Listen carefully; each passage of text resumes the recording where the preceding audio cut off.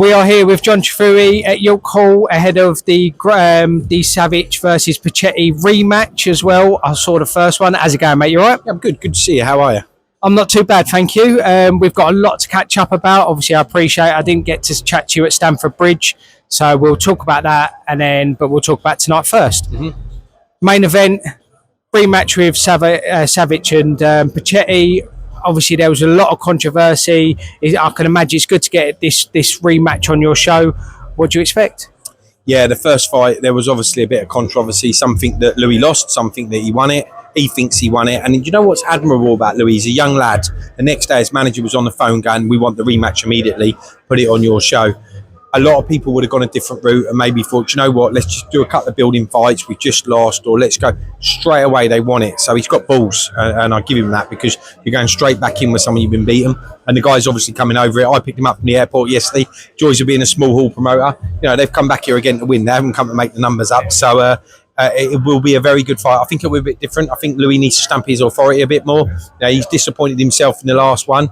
And I expect a different Louis tonight. I expect Louis to win and then kick on and hopefully have some big fight and some announcements for him in the coming weeks and months if he does. But let's get this job done tonight. But it is a good 50-50, as we know from the first one. Obviously, I've seen a few of his fights. He's a really exciting fighter, and obviously he's young. And I feel like even it's a setback, it's something that you can build on. Losses don't define people, with something I always say. Kikandi is on the show as well. It was supposed to be for a Commonwealth silver or full Commonwealth. It was one or the other. That's not happening now. For what I know, it's later on in the year, but he's still on the show after that really good knockout against Dan Howard. Yeah, he was meant to be fighting Kingsley Egbeniki for the full Commonwealth silver. And that fell through for one reason or another. You know, fair play at Kingsley. If he's not ready for it or there's a problem, no problem. Obviously, we're disappointed, and he's disappointed. Kikandi himself. He calls himself King Kong, and he is a beast. I think last time out, he won on a Channel 5 show against a top prospect who was undefeated in Dan Howard, and he knocked him out and he stopped him, right? So there is now, he's hard to match. And there's a lot of fear around him. He's a lovely lad. He's a great guy. He's a kind of guy. Just don't stop smiling. Expect a good show from him tonight, but disappointing he didn't get a title fight. But when it falls out 2 weeks before the fight, it's really hard to get a title fight because the other people have got to be ready, etc. And they weren't ready. So he'll win tonight, I'm sure, and put on a show, and then watch his space for a big fight for him coming up. But I've had a lot of people who I know in the sport actually last day or so DMing me, John, can I have a couple of free tickets, John? And they all want to come and watch Kikandi. So that in yourself tells you how good he is.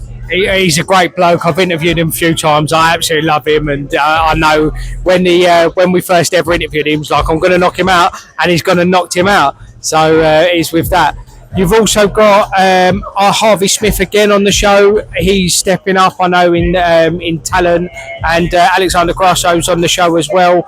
It seems to be a packed show with a lot of these fighters stepping up with their early on in their career. Yeah, Harvey Smith's got a big step up. He's only, I think, is he 4-0 at the moment? 4-0. Yeah, I've done every interview for him. Yeah, exactly. There you go. And he's fighting someone a step up again. I think he's got a winning record, Tondo. So we expect big challenges, and that's what boxing's all about. When the matchmaker matchmakes them, we need to give him tougher tests each time, and this will be a toughest test he's had yet. We expect him to come through again and again. Watch his space, because he's probably ready for some Southern area titles or some title of some sort. Even be it he's only hopefully after tonight be 5-0, but he's a special talent, Harvey. Sells some good tickets, likeable lad.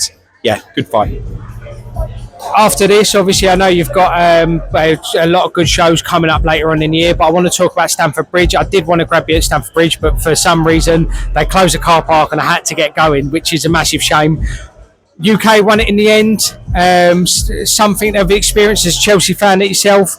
Now that you can reflect on it, how did you feel like the show went? Yeah, it was amazing, to be fair. Being a Chelsea fan, as you say, it was a dream come true for me. I'm not good enough to play on the pitch for the football, and I'm not good enough to get in the ring, as you can tell from looking at me. So to have something associated with Chelsea was great. Fair play at Dennis Hobson, give him a shout. Ultimately, it was his show. He was the licence holder there. It was a tough show to pull off because it's a lot bigger than what we've tried to do before. But we did.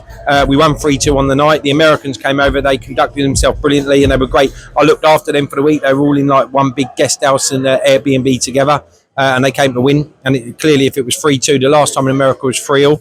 So we got it right there. And we got it right this time, definite, because we won 3-2. Couple of like wars on there on the cruiserweights. You know, Oriel Ignat, already been told that's one of the fights of the year. You know, he won the first couple of rounds, he knocked the fella down, and the American just came back and back and back. But right decision, Oriel won that, and he'll learn.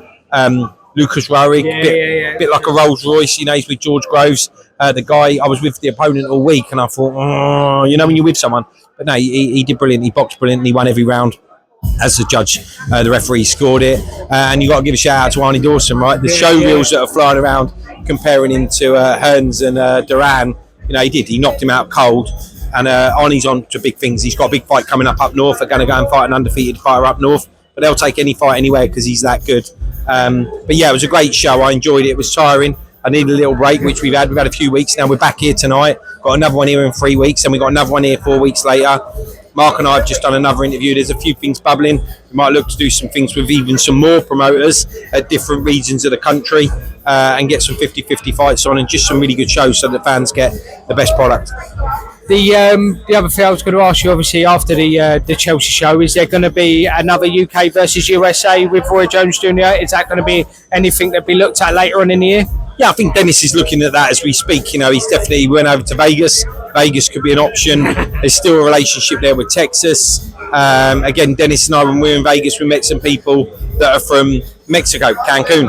And it might even be, yeah, exactly. You know, you went like that because it's Cancun, right? But UK v Mexico's got a good ring to it. And, you know, Dennis has got a lot of contacts, and I'm sure we'll pull something off there with his hard work.